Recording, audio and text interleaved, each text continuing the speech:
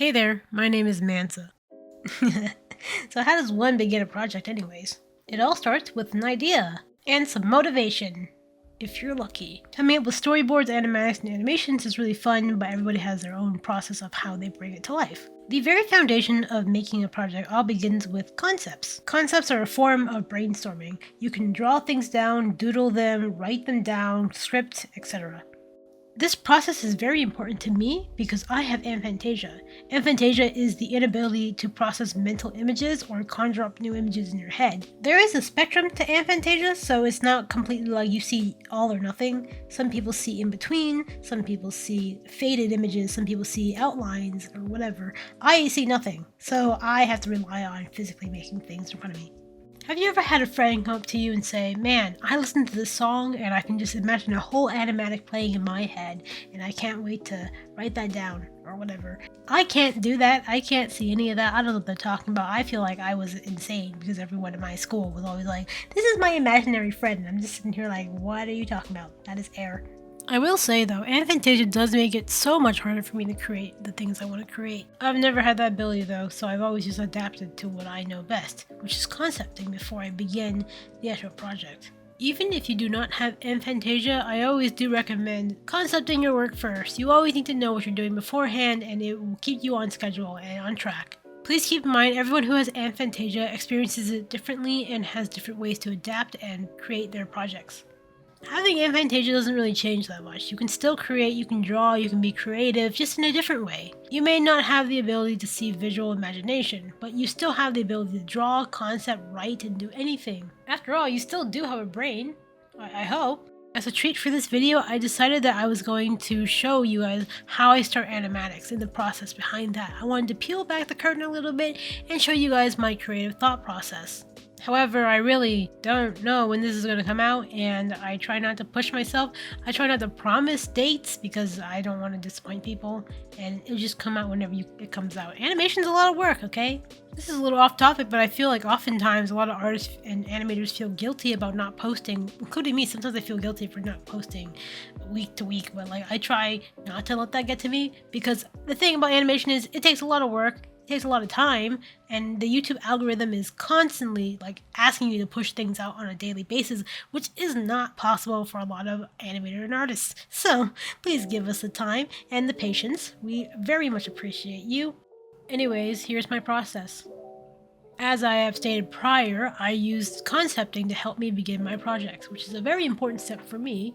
I haven't been using this application that long, but in the time that I have been using it, I have found it very helpful. I am not sponsored, by the way. This is Milanote. I use Milanote to write my OC stories as well as keep projects intact and in order and having things just kind of jotted down like little notes. You can put images, links, pictures, etc. One day on YouTube, I was looking around for some music and I discovered this one artist and I thought, wow, this sounds really nice. I like this song and I'm going to use it for an OC animation maybe later on, but I decided to look through the rest of their songs and I found this song called Your Presence, and I was listening to it. I had my brain open, my eyes closed, just listening to it, trying to think of things, and I thought about a few concepts with Ren and Martin from the Life series. The more I listened to it on repeat, the more I thought about it, and I thought, hey, this sounds like a song that Martin would thinking about Ren and his time in the Life series without Ren being in like a few of the newer seasons.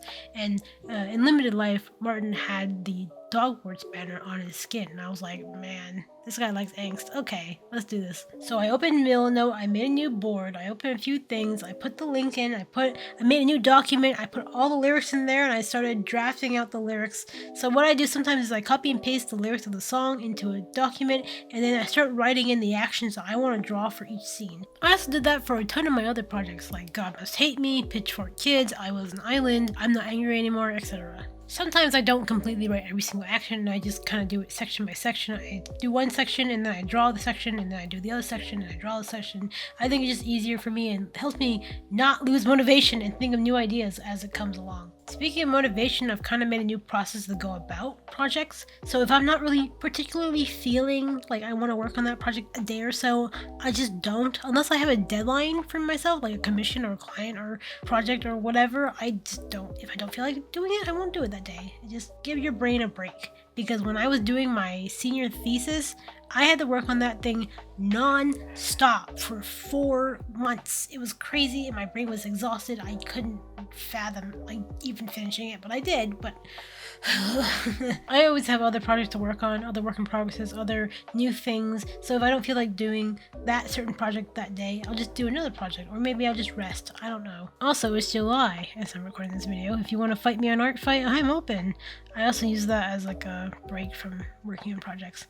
The fun part begins. I open my canvas, I go to animation, I make a new animation file, I prep my animation area, and then once that's done, I import the music, and then I start laying down groundwork. Any audio that contains dialogue or lyrics, I like to write down the lyrics at the top of the screen so that I have a placement of when and where the audio starts and stops. I put a frame where the lyric starts, and then another frame where the next lyric starts, and the next lyric starts, so that I have placement of timing. The program I'm using here, Clip Studio Paint EX, does not have audio scrubbing, which means you cannot look for the audio in real time as you slide through the audio bar. You will actually have to manually play the audio over and over and over again just to maybe estimate where you stop the audio and put your frame. So to stop myself from doing that, wasting so much time, I put the lyric there. For this project, I like to utilize the background, so I make the background first, and then I make the character. And I decide with this animation, what I'm going to do is that I'm going to make the background a little lighter than the actual character, so the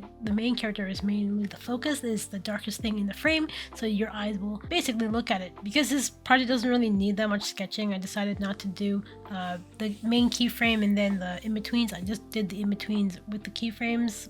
I don't know how to explain it, I just kind of just do it all at once. I have a love-hate relationship with in-betweening, but what animator doesn't? Most animators are smart. They put in the important keyframes and then they go back to in-between it. My dumb butt likes to in-between and do those things just like at the same time. It would save me so much time if I just did, whatever, I'm a little dumb. But my process is kind of straightforward. I just start animating and that's basically my process of how I concept and things and do things with Aphantasia. Again, it's not that special, so I guess I hope this kind of brought a little insight to how I make my animatics and how I start them. If you want to see more types of these commentary videos, let me know. I am still trying to get used to talking to the audience like this. I grew up kind of selective mute. I never really spoke unless I was spoken to or I had to, so my voice didn't develop that well. And when I had to go to college and do a bunch of like speeches and stuff, I would always be so fatigued after talking after a little bit. And I think that's just because I did not speak that much during my entire childhood that I'm just kind of fatigued just talking. So I'm a little awkward. Sorry about that. Hope you guys have a great rest of your day or night or whatever time it is. And I'll see you next time. Bye bye.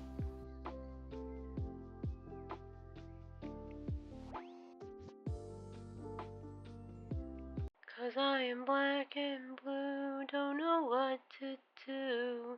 My heart's in two and you are lost.